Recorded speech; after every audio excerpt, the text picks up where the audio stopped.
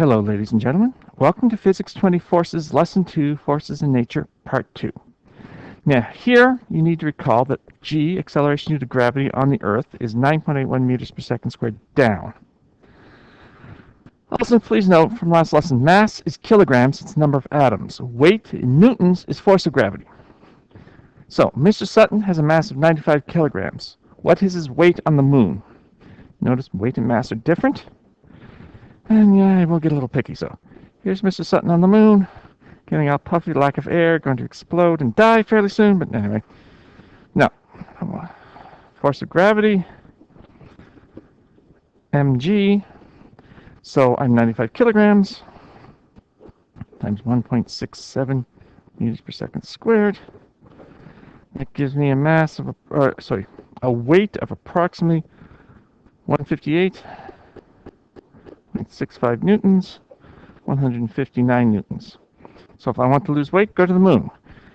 Except, decompression and death. But anyway, so moving on, something new for you guys. Fn, the normal force. Now, this normal force is all around us. It's equal to an opposite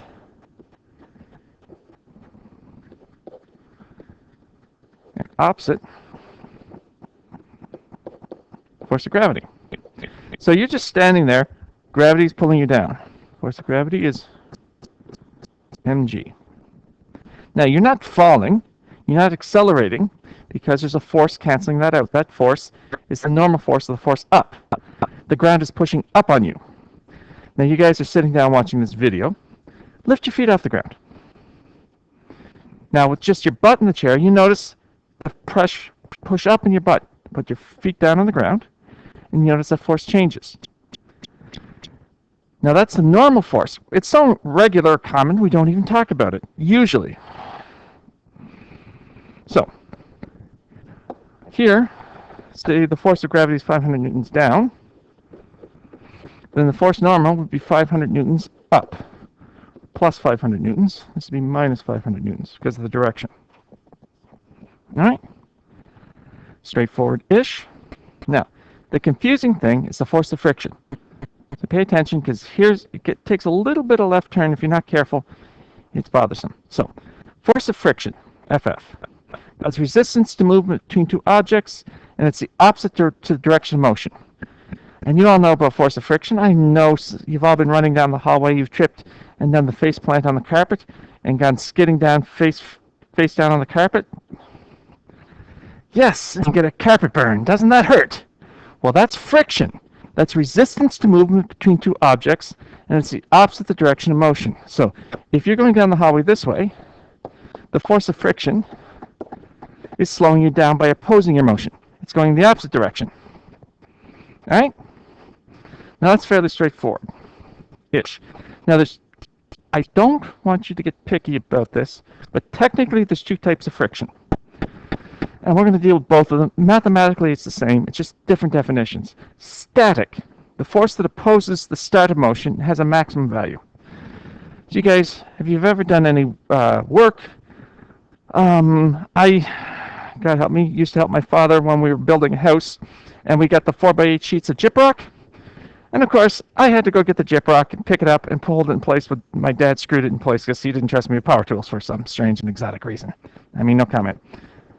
So there's the sheet of there's the pile of the gyprock. Well, what I had to do, I'd come in and I'd push on one of them because I couldn't get my finger underneath, so I'd push, and I'd push, and I'd push, and I'd push, and all of a sudden it started to move because I'd overcome the static friction. It has a maximum value. Then all of a sudden it started moving. Once it's moving, technically it became kinetic friction. It's a force that opposes movement between two objects, and has no maximum value. So I push and push and push and push. It starts moving, and all of a sudden it's much easier to move. All right? Now, if you can remember that, great. I don't care. What I want you to remember, the important stuff, right here. Two things that affect friction. The surfaces in contact, mu. Now that's U with a little tail. That's the Greek letter mu. That's the coefficient of friction. Now, I did hand out a formula, a sheet of mu values. By the way, guys, I normally photocopy this on green paper, so it's easy to see, but of course they're out of green paper, so I put it on yellow or golden paper. I still will probably refer to it as the green sheet occasionally. Whatever. So, these are approximations of how much friction there is between objects. Now, steel on steel, static is 0.74, kinetic is 0.57. Sorry, all of these are measured. And of course, you might have a different kind of steel, or the surface might be polished a little bit more, or a little bit of rust in there. So these numbers will vary. Look at these as approximations. And do not be surprised in a question if I give you a different mu value. Okay? So we look at these two tables I took from two textbooks. Oh, I want to note metal on metal. So steel on steel, 0.74. That's a fair amount of friction, but we go metal on metal, lubricated, a little bit of oil or grease, all of a sudden this friction value drops by to a much smaller number. And you're going, okay. But notice Teflon on Teflon, or Synovial joints in humans, we're getting very small numbers. So the smaller the number, the more slippery it is, the less friction there is, the more you will slide. So rubber on concrete has a very high coefficient of friction, which means you won't slide very far, which is good because you don't want the tires on your car and you don't want skidding. That's bad. Very bad. Now, I will also point out the other textbook we use in this course has, or used to use, has this. And notice there's different coefficients of friction. Rubber on concrete here is 0.68 for kinetic. Up here, rubber on concrete kinetic is 0.8. So it does depend who's measuring because, of course, the surfaces are different. Like I said, a little bit of rust, a little bit of dirt. If it's a little rougher or a little smoother, it'll change everything. So these are estimates. Okay? Now, note the rubber on concrete, rubber on asphalt. These are tires. We'll come back. Oh, rubber on ice. Whoa, that's a lot slipperier. Anyway,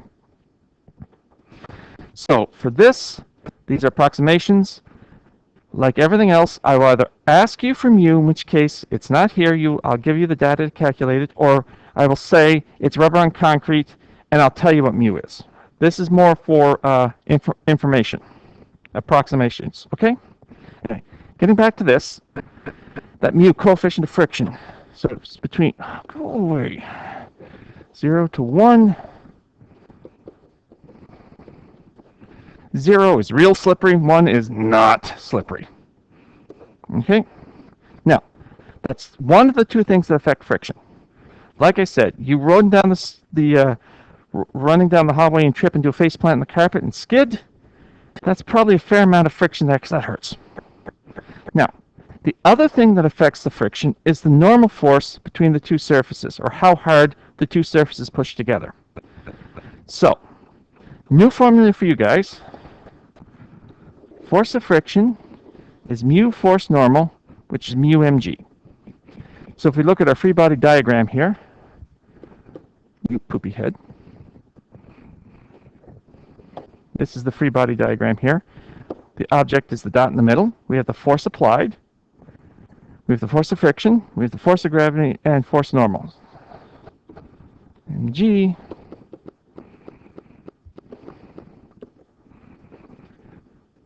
So we've got the force of friction, mu mg, or mu normal, and the force applied. So it's a new formula, but it's not a big deal. So let's do a few questions. Actually, let's stop here. The video is getting kind of long. We'll do some questions, and we'll do some examples in the next video. All right? Any questions? Watch the video again or shoot me an email. Otherwise, good luck.